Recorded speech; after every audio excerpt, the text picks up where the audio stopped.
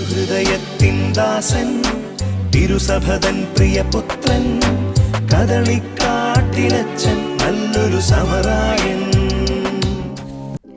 ഈശോയുടെ തിരുഹൃദയത്തിന് സ്തുതി. സ്നേഹത്തിലൂടെ പ്രവർത്തനനിരതമായ വിശ്വാസമാണ് സുപ്രധാനം. പൗലോസ്ലീഹ ഗലാത്യയിലെ സഭയ്ക്ക് എഴുതിയ ലേഖനം 5-ാം അധ്യായം 6-ാം വാക്യം. വിശ്വാസത്തിന്റെ വേരുകളിൽ ആഴപ്പെട്ട് സ്നേഹത്തിന്റെ പൂർണ്ണതയിലേക്ക് വളർന്ന ധന്യൻ കദളിക്കാട്ടിൽ മത്തായി അച്ഛൻ മിശിഹായിലുള്ള നമ്മുടെ വിശ്വാസത്തെ ഉജ്ജ്വലിപ്പിക്കുവാൻ ആഹ്വാനം ചെയ്യുന്നു.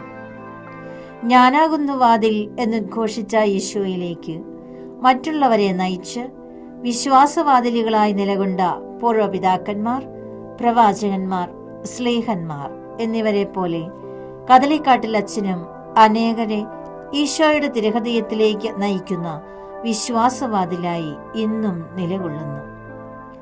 അവസാനം വരെ സഹിച്ചു നിൽക്കുന്നവൻ രക്ഷ പ്രാപിക്കും എന്നരുൾ ചെയ്ത ഈശോയുടെ വഴി ക്ഷമാപൂർവമായ സഹനത്തിൻ്റെതായിരുന്നു.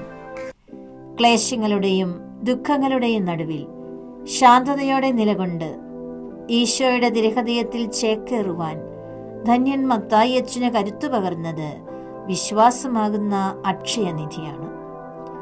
വിശ്വാസത്തോടെ പ്രാർത്ഥിച്ചാൽ ചോദിക്കുന്നതെല്ലാം നിങ്ങൾക്ക് ലഭിക്കും എന്നരുളിയ ഈശോയുടെ വാക്കുകൾ ഹൃദയത്തിൽ സംഗ്രഹിച്ച് ധ്യാനിച്ച് തൻ്റെ മനസ്സിൽ ഉയർക്കൊണ്ട എല്ലാ ആഗ്രഹങ്ങളെയും ദിവ്യകാരുണ്യ സന്നിധിയിൽ സമർപ്പിച്ച് രാവിൻ്റെ നിശബ്ദതയെ പ്രാർത്ഥനാ നിമിഷങ്ങളാക്കി മാറ്റിയ ആ പുണ്യപിതാവ് ഒരിക്കലും പതറാത്ത വിശ്വാസത്തിൻ്റെ അഗ്നി ഹൃദയത്തിൽ സൂക്ഷിച്ച് നിശ്ചയദാർഢ്യത്തോടും കർമ്മോത്സുകതയോടും കൂടി തൻ്റെ അജപാലന ശുശ്രൂഷ നിർവഹിച്ചു.